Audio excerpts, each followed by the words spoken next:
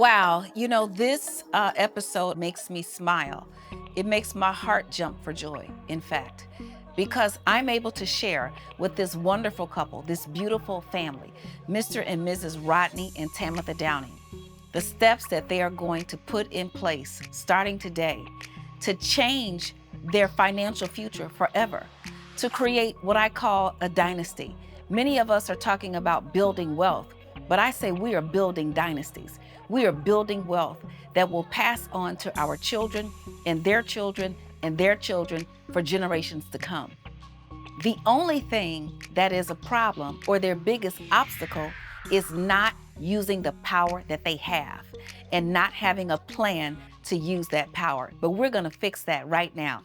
Hello, hello, hello, Mr. and Mrs. Downing. Thank you so much for being here. You look so beautiful. Thank you. Thank you. How you doing? I am so wonderful. Let me tell you, I really am excited. I took a look at your strategy, and I guess this has to be what an architect feels like. So someone goes in and says, well, I want this building and I want it to have a swimming pool and I want the house to have 4 bedrooms or whatever the case may be. And I want this kind of decor. And the architect is able to put together the design that meets the vision of the dream of the presenter. And so you all have presented me with a dream. And I am so pleased to let you know that I have been your financial architect for the past couple of days. And I'm so excited about sharing this with you.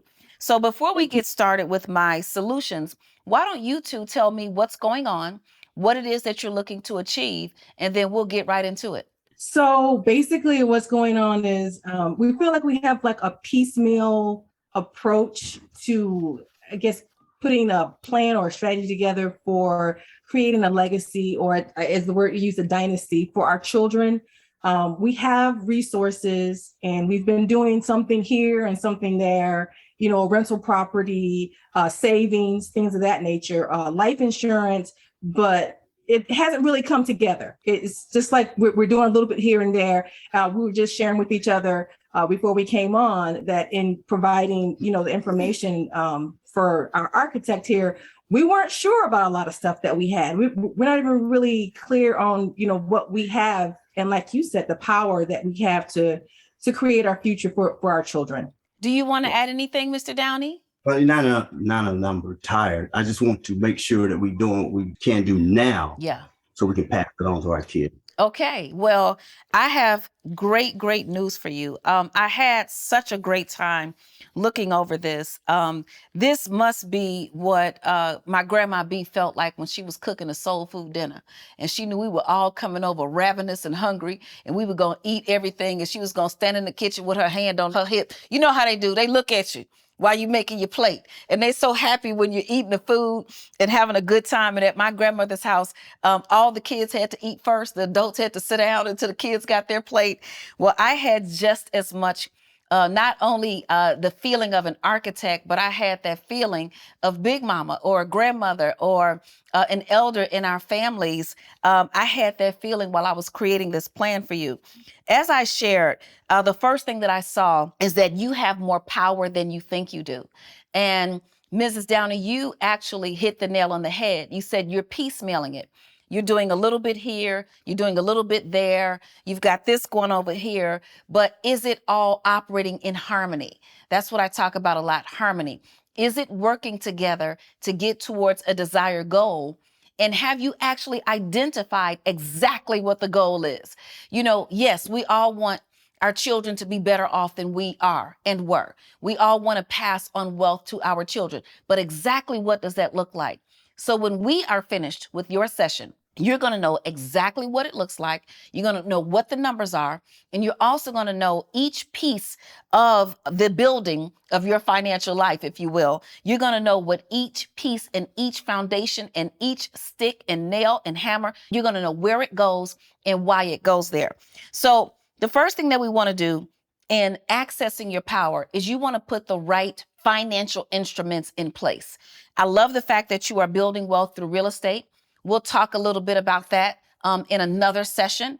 So I want to give you some high level things in terms of tax deductions. And then I want to get more specific with the estate planning and the things that you can do right now today to ensure not tomorrow, not next year, not next week, not if you make it, you're going to be able to ensure immediately that your children will be able to have the legacy that you want for them. So on a high level, I looked at your expenses and I looked at everything that you're spending money on. And I recognized right away that you are missing about $60,000 in tax deductions. Yeah. Yeah. That's most of us. Yeah. And I see Mr. Downey right now getting an attitude. Yeah, I got an attitude as well. And oh my goodness, he's pulling out pen and paper. I love it. Let me tell y'all, they get the Star Student of the Year award, okay? Because I love it when people pull out pen and paper. You're missing about $60,000 in tax deductions. That's the bad news. But the good news is in the analysis I'm going to send back to you, I'm going to show you exactly where you're missing those deductions. One of the things that happens if you have a home-based business, which I highly recommend that you have or establish if you don't already have one, consulting, training, teaching, something you love, but you have the intent to earn a profit and you are living your life like a business. One of the things that you can do is hire your kids to work in your home-based business. And they can do all kinds of things. You'd be surprised even what small toddlers can do in a parent's home-based business, knowing that the Department of Labor says that a child of any age can work in a parent's home-based business, and they can work in entertainment, on TV productions, and as babysitters and so on and so forth. So there are literally dozens of job descriptions.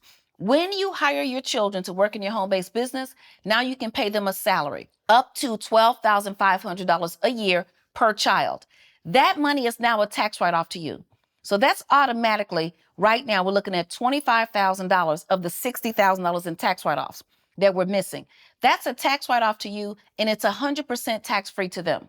Okay? That's a game changer. Right. There's too much money to leave on the table. Absolutely. Especially when you know you're already spending money on things like private school tuition, school clothes, school supplies, ballet, football, soccer, whatever it is. We're spending money on those things anyway.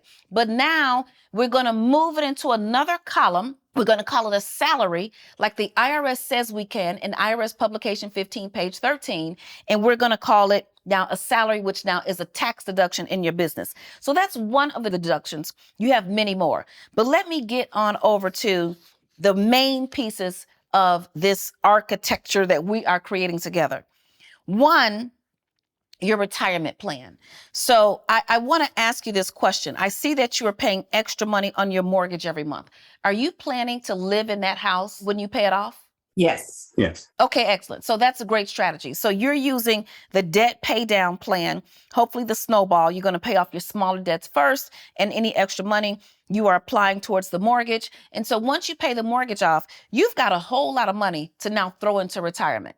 All right. Mhm. So the first instrument I want you to be very careful about in choosing is if you have a 401k, I want you to identify the funds in your 401k. If you do not have a 401k, and or if one of you is going to establish a home-based business, you can establish a solo 401k. With a solo 401k, you can put up to $64,500 a year. Now, that can come from your tax savings, paying off your mortgage. You've got a nice surplus here. You don't have to put that much, but you can. If you were to max out your solo 401k each year, that money would generate $800,000 in 10 years, $2.2 million in 20 years, and $4.4 million in 30 years.